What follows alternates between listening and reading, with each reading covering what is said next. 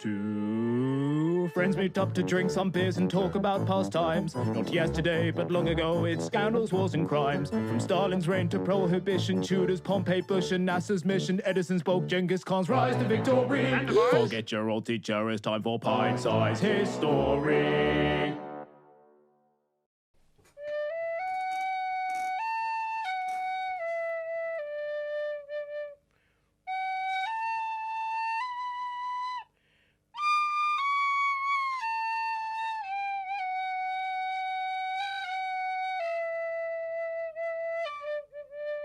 Hi there, and welcome to the Pint-Sized History Podcast. I'm Joe.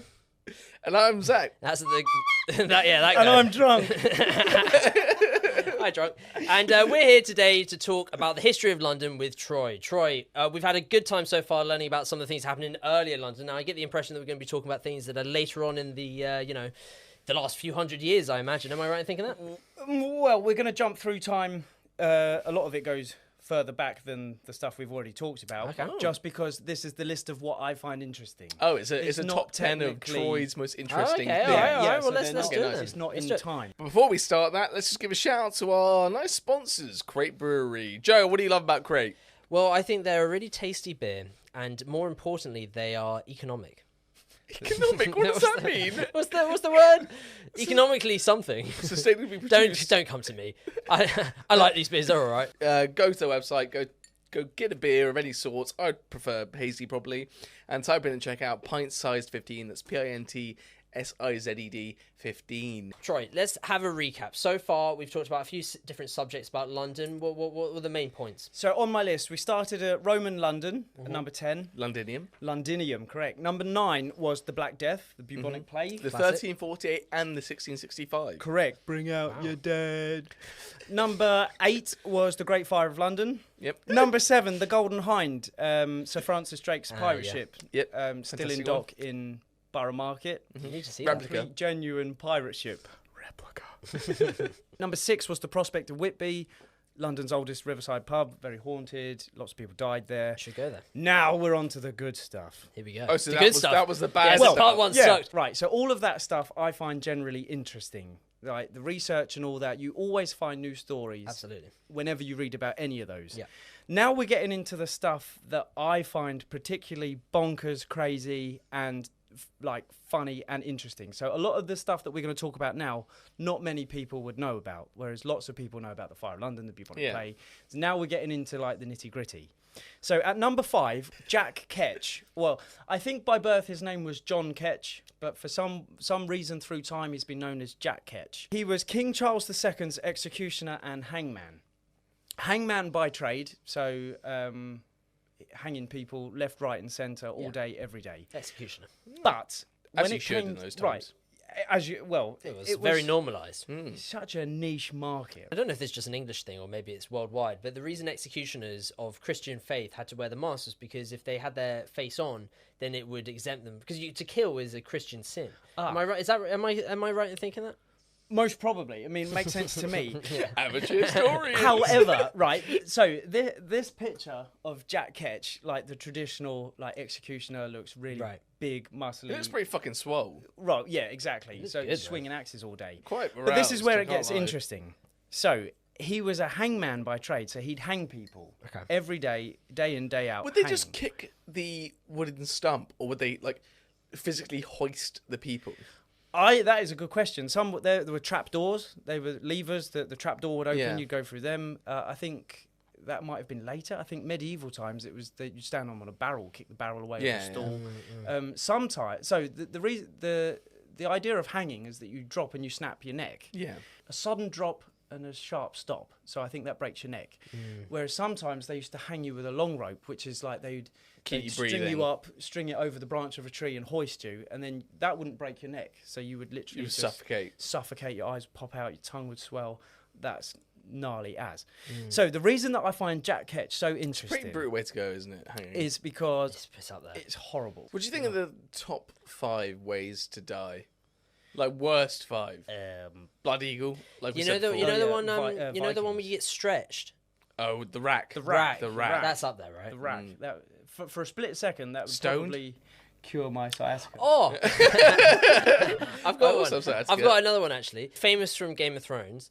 Do you remember the torture device where they put a bucket to your stomach? Oh, the rat. And Oh, they the and they rat. put the rat in there, and then they heat it up with that's the terrible. they heat it up from Burrows underneath, through your so that chest. there's now a rat inside this bucket that's now getting boiled alive, and it's thinking, how do I get out of this? Do I push through the bucket or do I push through the skin? The soft So it starts rummaging through your skin to get out. So Jack Ketch, the thing I like about him is that he's infamous for being a drunk. He bodged his executions so much. So he's a hangman by trade, so that's what he was used to. And then beheadings were saved for like nobility. Whenever the king sentenced someone to beheading, it was Jack's job to cut their head off. Now, we don't know if it was a lack of like practice because he was a hangman, he'd never really picked up an axe before.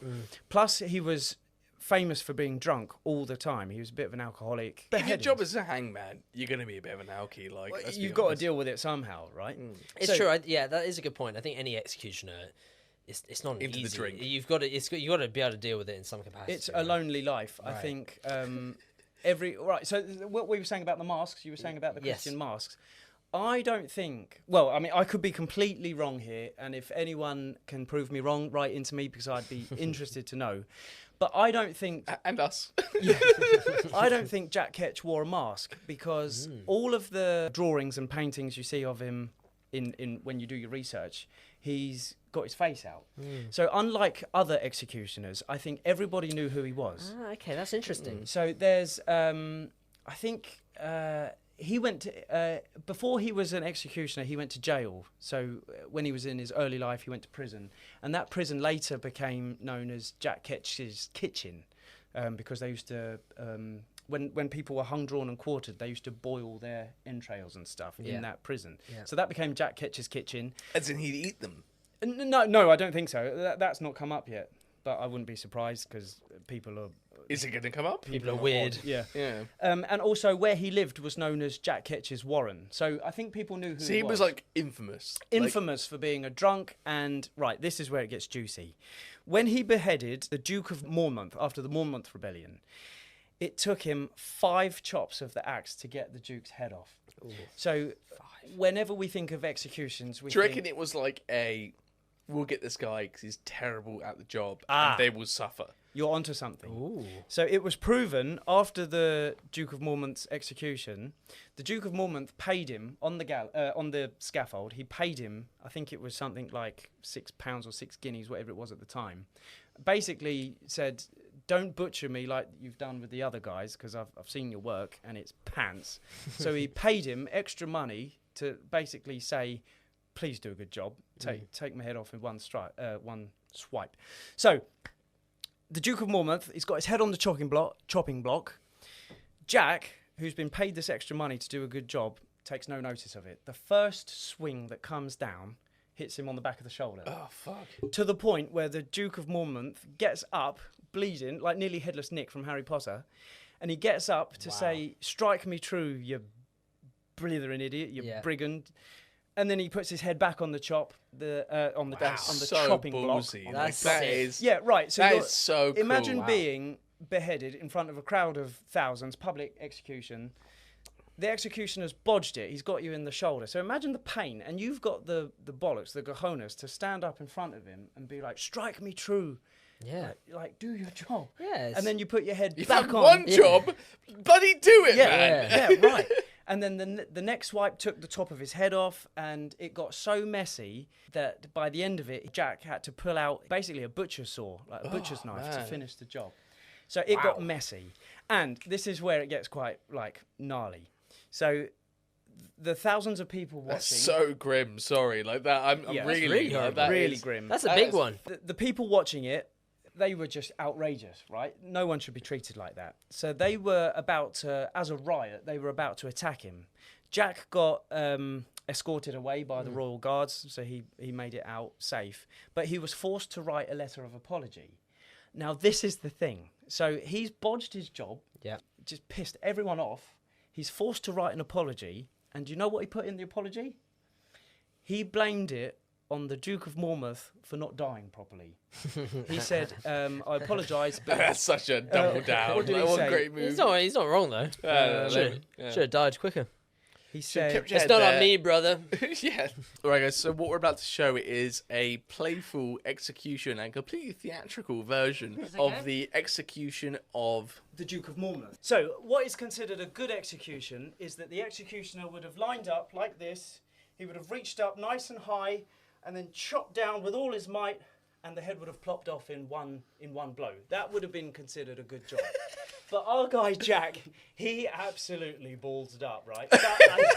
We think he did it on purpose because he was bribed. Yeah. So, the Duke of Monmouth here, with his head on the chopping block. Hello. It took 5 strokes for him to die. No. So the first strike chopped him right on the back of the shoulder. Failed actors, by the way. The Duke of Monmouth, with his head hanging off, then raised himself off the chopping block to tell the executioner... If you're gonna do it right! Right! Strike me true! So then as the next chop came down, it took off the top of his head. And then it took 3 more chops. To die. And then Jack Ketch would have got out his butcher's saw. Wait, where are you going? You're not going. No, I'm back. And then he would have finished the job with his butcher's saw. That is a gruesome end. That is probably top 5 ways to go. Like that is top 5 in worst history, ways to go. yes, That's but it's terrible. it's pretty grim to deal with. I'm not gonna lie, that play from Jack is like kind of straight out of the Donald Trump playbook. It's like you never admit defeat, never like lie beyond belief. Just be like, it's not my fault that happened. It's because that motherfucker should have died earlier. It's like that is a strong play from the guy. And I bet he got away with it. He even fought for higher wages and he won. Yeah. At one stage exactly. of his career, he fought for higher wages and they granted him it. Executioners, man. So the scourge of society. Okay, here's a question for you guys, because I want to see you guys drink a bit more, because I think maybe a beer ahead of you. And Okay. let's see it. That's good. Can you tell me which famous execution method the Mongolians had? And I've left it quite vague because it is quite obvious. I got it. What they would do is they would attach you to with rope to the back of a horse, and they would ride you until you died of. Not the answer I'm looking for. That's a drink for me then. Drink up, drink up. They would burn gold and silver Game of Thrones. and open your mouth and make you drink it.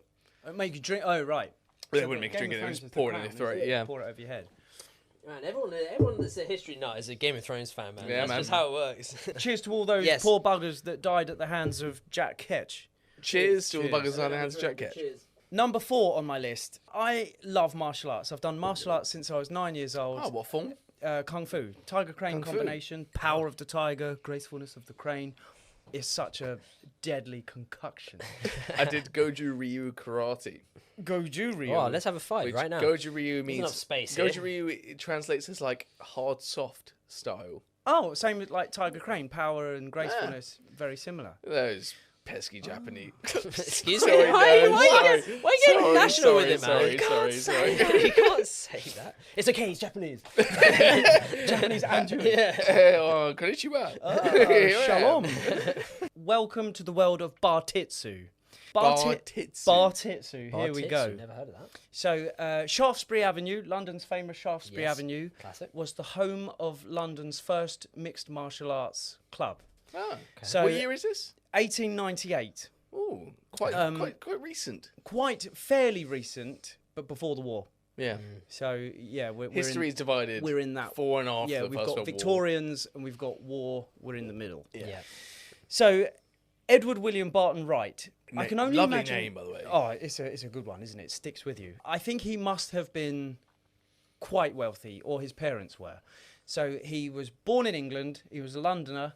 Went to Japan. He was a engineer. So anyone with engineering knowledge would have been well educated. Mm-hmm. He went and studied jiu-jitsu in Japan, and then came back to London. And when he came back, he opened a martial arts club in Shaftesbury Avenue, and he very humbly named it Bartitsu after himself. So it was like Edward William Barton Wright. It was Barton Oh, I thought with it. jiu-jitsu. Bartitsu. I would imagine Bartitsu. like at the bar, bar jiu-jitsu. Bar jiu-jitsu. Well, right. So it's the gentlemanly art of martial arts and self-defense. Nice. So I wouldn't be surprised if it all kicked off in the bar. Those guys at the bar would know how to protect themselves. Is that a bit of like a... It was very much like that. So it was a mix of boxing, fencing, French savate, which is a kicking martial art. That and is wrestling. a bloody cool martial art, though. Yeah. Like, is it savate? Savate, yeah. Savate is like... So when the UFC first started, here's about UFC history.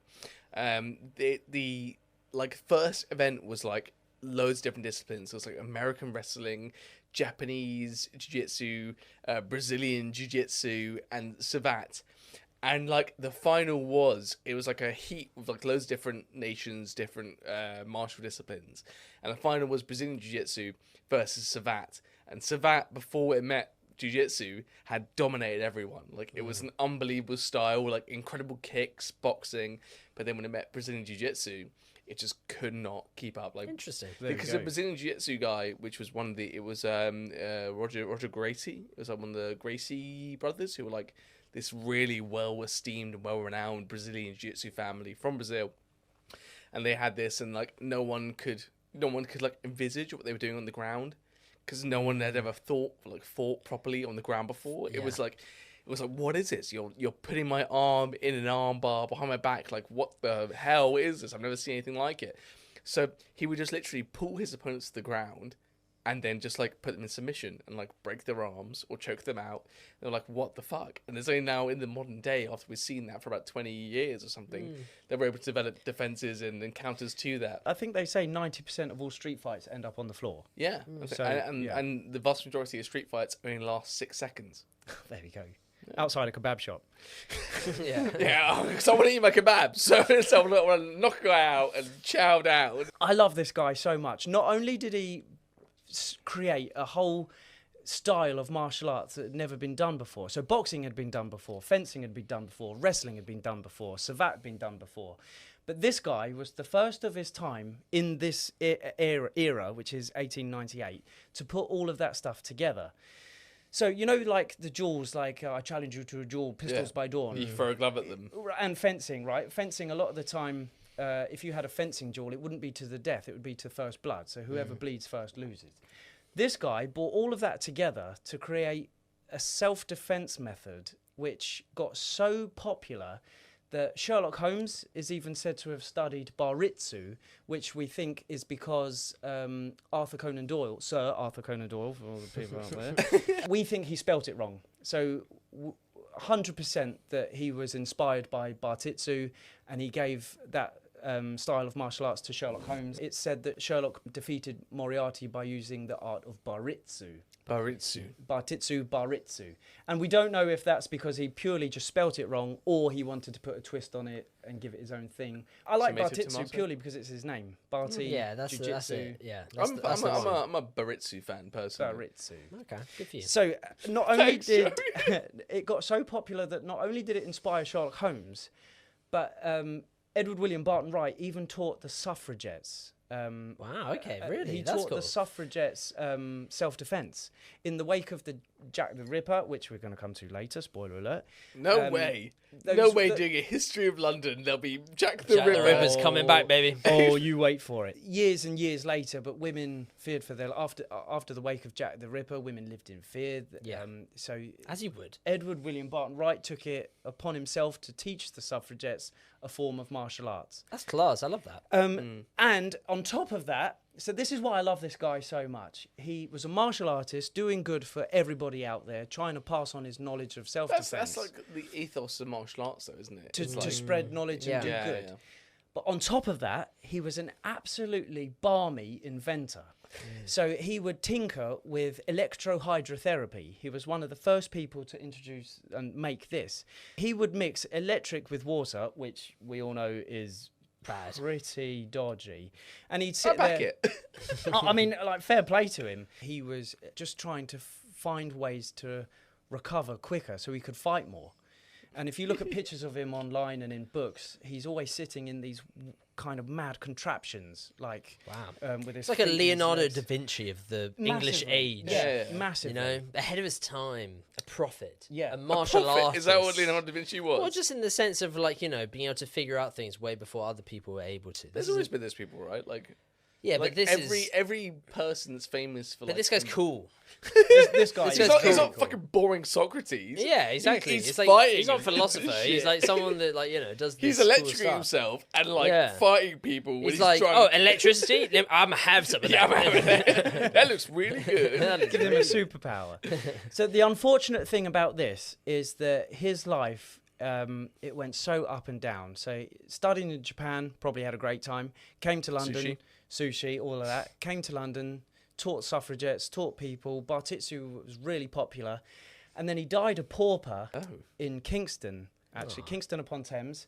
The building in which he died is now a Chinese takeaway. And he was buried... Sort of like full circle. Japan, Really? China. Yeah, I see what Yeah, you're they're sort saying. of the same place. Yeah. And he's buried in a pauper's grave in, I think it's Kingston Cemetery. And it's just such a shame. Like, this guy did so much. Do you for think he so was going to many live people. forever or something? I would have loved him to have found the chi energy. He just- to he live just- I feel like forever. He died, and that makes me sad. It's like, well, you know, it was 200 years What ago. I'm getting at is that I'm Troy upset. wants to meet him. Yeah, like, desperately. I did. I Like, would teach me Bartitsu. Teach I me need to your- know the Bartitsu. Teach me the ways of the Kung Fu Panda. He did so much good for people, and then he died a pauper, and he died in an unmarked grave. So you can go and see where he's buried, but you can't pinpoint out where his grave is. I had to tell you, Troy, but that is like Most of Most it. likely. 90% of like every death You're that's right, but gone I through do- before like the last 20 years. But I do kind of agree with him though. It's nice. This is clearly a hero of London in the Oh, sense that he definitely. does some What of the about really Oscar cool Wilde? things. Well, yeah, sure, but you can find He's his grave. He's in- well he's in a famous. grave No of one a But, man. knows but this this guy. is an unsung hero. This is these are the people that you want to talk Oh, about. not the sung heroes. Yeah. Who we What do you don't think know of, unsung but, means, brother? It means there's no ha when they're talking about him. All we're doing here is passing information on. Yeah. So if anyone can take away something from this or learn something from this, then that's They our will job become is done. Bartitsu learners. Exactly. Bartitsu, the oldest trick in the book, boxing, one of the fundamental self-defense techniques is just fist fighting. Yep. So who out of you two would like to get punched in the face by me? I might actually. He, I'll do it. Come on. it's I gotta be need him. an assistant. He talks about MMA all the time. So what we're seeing here, we've quickly moved our cameras. What we're going to be seeing here is Troy giving a showcase of how, what's it called? This is, well, it would have been a Bartitsu. A Bartitsu. Bartitsu self-defense method, boxing, but because it's theatrical, it's all theatrical. We're not going to get hurt. Okay, yeah. So what we're going to see here is we're going to see, if you're looking at the visual podcast, you're going to see a Bartitsu theatrical punch of how exactly it works. Zach is the demonstratee, while Troy is going to be our demonstrator. Let's have a little look at this. So don't react until my fist passes your nose there. Okay, ready? We're going to do 3 on different angles. Ready? And there's one. that good? So number 2, let's go about here. Ready? Number 2. Nice. Am I getting this? Yeah, good. 3, 2, 1. Man, the sound is actually so good. Mate, the sound is unbelievable. That was sick. Okay, that was great. So here we are, number 3. I absolutely find this guy crackers. Okay. We have reached the world of Spring Hill Jack. The first sighting of Spring Hill Jack was in 1837. Now, do either of you know who this guy was? No idea. No clue. Okay, right. He was an absolute nuisance. So he never killed anyone. Was he a deviant? He was a deviant. There was a woman walking through the heath, and this guy sprang down on her, basically went, and then bounced off. And it's gone down in history that Spring Hill Jack had the ability to jump 9-foot walls. He could jump from roads to rooftops and back down again. That's got to be 9 feet. But if you Google or read or watch movies on Spring Hill Jack, he's an absolute crackpot. Are there many movies of him? In, I think, 2015, they made a film of Jekyll and Hyde. And they kind of spruced him up a bit in that. So what year was he again? So 1837 was the first sighting. in London. First, like Yeti or like Sasquatch. Pretty much, yeah. It's like an urban myth. And no one knew who he was. No one knew why he did what he did. But he literally would just spring out on people, make them jump, scare them, and then just bounce off, cackling down the road. And Did he have like the first iteration of a pogo stick? yeah, It's sounding like that. So that's what I was saying about the Jekyll and Hyde TV show. They gave him like a steampunky kind of look, and they gave him a jetpack, and he had fire coming out of his boots. Oh wow! Okay. Which is it's more modernised that's ever reported. But I've looked into this, right? For this guy to have gone down in history as much as he did, he must have had some sort of like oomph over London. It became mass hysteria. They were writing about him in Penny Dreadfuls. Do you mind explaining what Penny Dreadfuls are for Penny for the Dreadfuls, viewer? Victorian kind of comic books. They not a lot of people in Victorian times could read, especially the poorer people. So what they did is they publicised like what was going on in the news, but by drawing pictures. So the Penny We need Dreadfuls, that now. they cost a penny to buy, and it was literally anything that was going on in London or the news at the time, they would illustrate, so those that couldn't read could look at pictures and be like, oh, have you heard about this? Yeah. So it was a way of spreading information.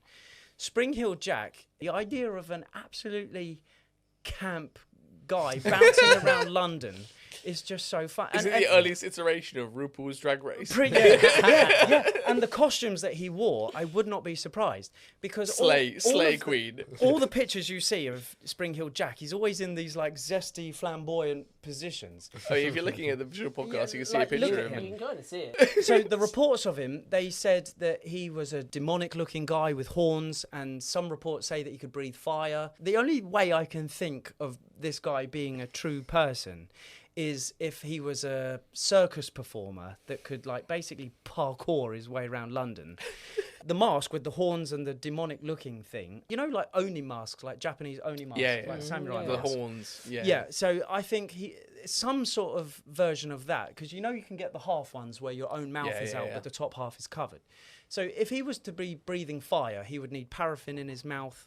And also, who's got time to jump out at people and be like, wait there, let me sip of paraffin and light a match and... So the stories of Spring Hill Jack are phenomenal, and I urge you all to do your own research, read about him. Absolute crackpot. So cheers to Spring Hill Jack. What an absolute fruitcake. Cheers to him. Cheers. Number 2 on my list. We're at Tudor times. We're in 1536. Everyone loves the Tudors. Everyone loves the Tudors. Hence why it's number 2. It's so fascinating. This is the death of Anne Boleyn. Now, The legend. we won't go into why she was beheaded, because there's a whole thing about treason. She was flirting with other people, but I don't know if that's true. Henry VIII wanted a boy. She didn't give him a boy, hence why he killed her, basically. That comes to the narrow bones of it. Now, what I find interesting about her death is that the Sword of Calais... Have you heard of the Sword of Calais? No. He was an executioner... Ooh, another one. But this one is the complete polar opposite of John Ketch. He was He a was nice good guy. at his job. This guy was incredible at his job, to the okay. point where the way that Anne Boleyn died... So, British executioners, they chopped off people's heads with a chopping block and an axe, which could get very messy, as we know. Yeah. The French used a sword because it was quicker and cleaner.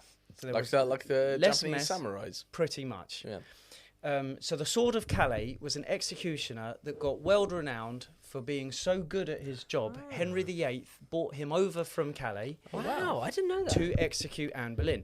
Now, he brought her over before the trial of Anne Boleyn had even happened. So He was dead set. So like Anne Boleyn swords go, I was like, oh, Anne, fuck Anne bless sakes. her, was The best in the fighting land. tooth and nail for her own like freedom, whatever. But Henry knew from day one that her days were ended. The executioner was so good at his job, he basically tricked Anne Boleyn into her death. The reports go, she was on her knees praying. She would have had a blindfold on. The Sword of Calais took his shoes off, so she didn't know where he was on the scaffold. This is in the this is within the Tower of London. This is why it's on my list of London. Within the Tower of a lot of people think it was on Tower Hill, but it wasn't, because Anne was nobility. It happened within the walls of the Tower of London on a scaffold. So a peasant mob couldn't be sat there being like, yeah. It was in front of thousands, but Oh, really? It was within the Tower of London. And that's more noble than being executed in some some public swear. So what he did is he took his shoes off so she couldn't hear him on the scaffold. When Anne was kneeling, praying, she had said her last speech. She's knelt down, and unlike the chopping block where you lay on it, ready for your head to be cut off by an axe, with a sword you kneel upright, so your neck is exposed for the sword to come through. Yeah. Right. So she was kneeling, praying. And what he did is that he misled her by saying to his servant, "Bring me my sword," which then a teenage boy walked onto the scaffold making noise and then looked like she could hear. She then looked to where the noise was coming from.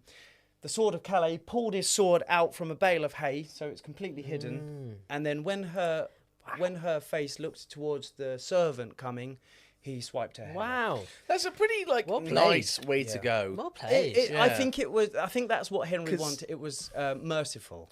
Yeah, there wouldn't be any thought. It's just like it's you're there and then nothingness. Wow, that's Or really heaven. interesting. I mean, that is how you should do it in theory. If you're going Yeah. to do something like that, which make no mistake, you shouldn't. But if you were going to do something like that, you would want it to be as clean as possible, and not just in a physical sense, but in just the sense that there's no drama to Yeah, it. you're not getting sawed away at your fucking tendons. I respect that from the Sword of Calais. So the way that the Sword of Calais tricked Anne Boleyn is that as he was on the scaffold, he took his shoes off, so Anne, when she was blindfolded, she couldn't hear where he was. When she was praying, so you're there praying like that, hands down, I think, because I need to expose your neck. There we are. So the Sword of Calais would have called to his servant, "Bring me my sword," but he was French, so it would have been "Bring." Ooh, what's a French accent? Bring me my sword, you pig dog. Bring me my sword. And then I'd make the noise. Yeah. So as you walked up on the scaffold with your steps on the wooden planks, Anne would have turned to see him. The Sword of Calais pulls out his sword from a bale of hay, and in one swift blow, lopped off her head. Plop. Just like that. And that is how she was distracted into looking the other way for the Sword of Calais to do such a clean job. Jack Ketch got famous for being such a blithering idiot and bodging the jobs, whereas this guy, I think he would have worn a mask. This guy would have worn it. So everyone knew who Jack Ketch was, which is why I don't think he wore the executioner mask. This guy has gone down in history for doing such a good job, but no one knew his name. No one knew who he is. So I think Even now. now, Wow. That's interesting, isn't the it? Sword of Calais you can Google and you can research, and he's very known at what he did. The French, person himself. right? The person. That's quite impressive. The person is basically a phantom. We know what he did. We don't know who he was. Kind of like the earliest iteration of a superhero. Well, yeah, in a more grim In a sense. grim, but yeah. horrible way, yeah. but I think he would have worn a mask because he would have had to have, after the execution, he would have hopped back on the boat. He took the sword with him because a lot of people ask now what happened to the sword that killed Anne Boleyn.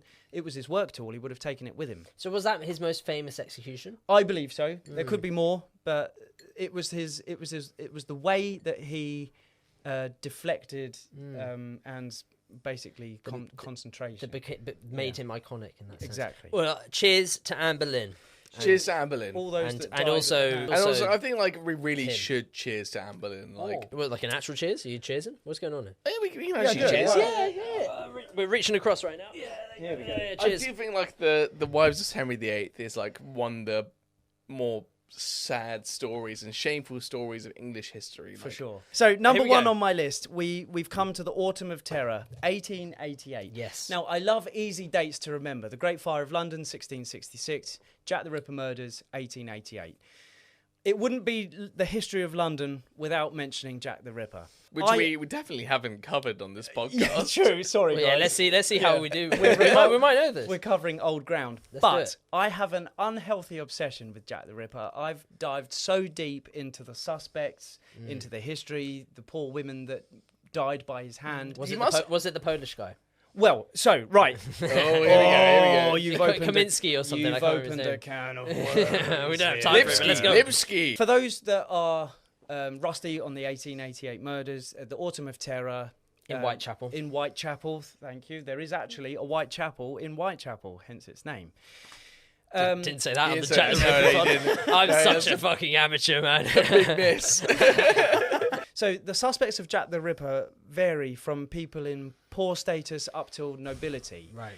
And 100% we are never going to know who Jack the Ripper was. Yeah. There are theories and Joe. suspects. Joseph. It was Joe. But that's what I like about it. Apparently, from what I've read as well, is that most of the evidence that we have from the police on Jack the Ripper was destroyed in the Blitz of London. So we're never going to know. They were lost in time. However, the police at the time, they struggled to find who it was. People were coming to the police station with misinformation. They couldn't afford to not follow it up, so they were getting chased left, right, and centre. If I remember correctly, when they advertised Jack the Ripper in the newspaper, it was the biggest mistake they made because everyone started trolling them. They had basically hundreds of letters come in. They were, "It's me, I'm the villain." It's right. And some of them actually proved to be, hold on, there actually might be some truth to this. And the majority of them were like, okay, this guy's a prick from some part of London that's just taking, and some from other countries as well. Apparently, across the world, they were sending in these letters. What you were saying about the international people coming over, there's links to H.H. Holmes. H.H. Holmes was a murderer. He built an entire hotel. Some people say it was him, but the evidence is really slim. H.H. Holmes, hotel, Holmes. Yeah, exactly. Good way to remember it. Right, so the thing you were saying about the Polish Jew called Aaron Kosminski. What the fuck, Troy? What the fuck, man? We've got enough shit on our plate. We don't need you here saying it was a Jew, man. I think he said that the last time as well. He was like, no, not us, please. We've got enough of it right now. Last time as well, it was Yom Kippur, which is like you're right. It was the holiest day of the Jewish New Year. Yeah, and I said the biggest suspect is a Jew. I'm like, bloody, how dare you, man? So, if you look at the suspects, Aaron Kosminski, the Polish Jew, he was a barber. He's always up there. But I don't know. There's a guy that's come out. I don't even want to say his name because I don't want to give him the airtime because I think he's an absolute tool. This guy's come out and said, we can prove who it is because I found a shawl. I saw this. With DNA on it. Right. Long story short. And it's not, this is, I think I brought it up somewhat. And this is, you're about to prove me wrong, which is good. So I'm not one for negativity. I'm all for positive love and everyone's a friend of mine. This guy's a prick. No, I've got this guy's a prick. This guy winds me up. Okay. So, he just knows how to push my buttons. This 1880s man. No, he's from recent day, but really? he's claiming that he can prove it. But he can't because he says that he's got a shawl. Yes. There's no evidence that Catherine Eddowes, it was the fourth victim. I could be completely wrong. I think it's Catherine Eddowes. If you remember, is that the horrible? So it was the bed? second victim of the same night where he The double event where he'd killed the first person and run away as the person was about to find him. Why am I on this side of the couch? And then went to another side of it was like a half an hour walk. I can't remember what the place was called, but he basically went into a square, and it was a miracle that he wasn't found in that moment. 2 on 1 night. 2 on 1 night, and it was that person. Apparently, a policeman on the scene took it. This is his version of events. They took a shawl from the scene and passed it down generation on generation until it's ended up in the hands of this man. Why do you not like this? So you've got all the spots there. You're all bang on. Yeah. However, if you dive into the research, there's no evidence that particular lady was found with a shawl. Yeah. So we don't know where that come from. Yeah, that makes sense. Look at you guys bonding over your bloody shut up, Jack man. the Ripper love. Let us cook. I'm sitting here with no idea. Turn to me, Troy. It's a one-on-one podcast now. Ignore this guy. I don't exist right now. Well, so again, from what I've read, you don't believe everything you've read, but I've dived into this. Yeah. And the shawl that he claims has got DNA on it isn't even from Victorian times. Really? It's a Tudor tablecloth or something. Fuck this guy something That's like even that. better. Well, then it's obviously a lie. There's nothing else to it. And there's pictures of him online holding what he says is the shawl with his bare hands. So if you have the DNA, you need gloves. Yeah. That shawl has been handed down by so many people. That's a power so move. many sweat, blood, tears, whatever is on that there's no evidence that he can claim it goes back to Aaron Kosminski. Unfortunately, he can sell as many books and as many stories as he wants to newspapers and sell his own books. He's going to make some good pee from But it. no one can ever claim they know who Jack the Ripper was. 100%. You can make a hunch, but 100% there's no way. You know, in like 20 years' time or 30 years' time, there's going to be some technology. I'm not not there sure will that's be. true. Yeah, we're I going agree. to be like, that is, without a shadow of a doubt, who Jack the Ripper was. Disagree. I don't think think so? we can. No.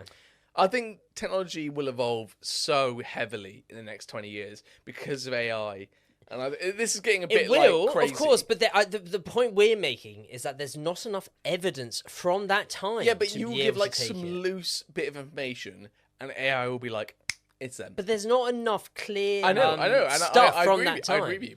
Jack the Ripper, I believe, would have been a person that could have hidden in the shadows. He could have hidden in plain sight. He would I have think been he's a commoner. barber. Most possibly. Look, the Polish Jew is what they often say, and as a Jew yourself, You've it sounds sniped like my you name think once more, and that's it. With this podcast is this over. podcast is over. Right. Right. Well, let's pour one out, not for Jack, Not for the Jack the Ripper, but, but let's for do his for victims. Yeah, the poor women that died. Can at you the name hands any of them? I've run out of beer, Joe. There's Catherine Eddowes? Catherine Eddowes. There's Martha Tabram was questionable. Yeah. There's Dark Annie. There's Polly Nichols. What about the one that slashed like really bad? The last one, the really famous one. Oh, Mary Jane Kelly. Thank you. There's Long Liz. It Elizabeth feels good Stride. to record. I've researched it, but I've forgotten so much about Yeah, it. if that only it feels was good to fucking remember it. Iwo Jima, and I'll be in my element there. Look, Jack the Ripper, man. I've run out of beer. Cheers to them. I've run out of beer, All right, so well, cheers The to girls who died by him. guys, thank you so much for joining us for another episode of Pint-Sized History. I am probably as drunk as I was the Prohibition You episode. can hear it. Can you hear it? Am I slurring? Well, if you're looking at the visuals, you can see the eyes. Thank you very much, Crate. Yes. If you want to get a crate of beer or a nice pint of beer, then Pint-Sized 15 is where you're looking. PINTSIZED. Even fucked up, I can still say that pretty well. Well done. And thank you for joining us. Thank you very much, Troy's Tours. Smashed it. Troy's Tours on every social. He is a hilarious guy. Yeah. Watch his videos; they are so good. And we'd love to have you back on for another episode. I man. would It's love good- it's to. good- it's good Thank fun. you so much for having me. This is wicked. course. All I have to ask is, were you really drunk for your videos at TikTok? Yeah, most of He was. Yeah, most of them I am sloshed. Steaming. You can Yeah, see it, you man. can see that the ones that I'm stone cold sober. You have don't the do same as well. sort of like rosy cheeks you do now that you did then. Yeah, So, like, I get loose as a goose. Baby. Yeah, the ones where I'm so not, Austin Powers. I get loose as a goose, baby. the ones where I'm not pissed don't do as well. So the ones that I find when I look back in the morning and I'm chuckling, they're the ones. Yeah. Well, go have a look at all of those. But from us at Pint-Sized History, thank you very much, and we'll see you in the next episode. Goodbye. Thank you. Bye bye.